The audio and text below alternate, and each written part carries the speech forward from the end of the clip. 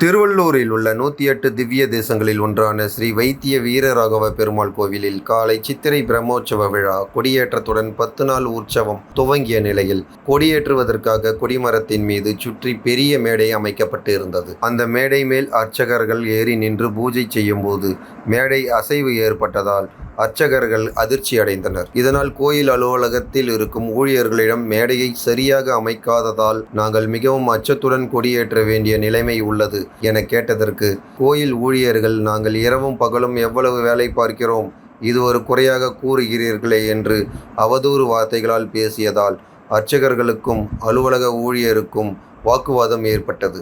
இதனால் கோயிலுக்கு வந்த பக்தர்கள் புனித இடத்தில் இருக்கும்போது இது போன்ற தவறான வார்த்தைகளை உபயோகித்து பேசுகிறார்கள் என முகம் சுளித்து சென்றனர். இதனால் கோயில் வளாகத்தில் பரபரப்பு ஏற்பட்டது.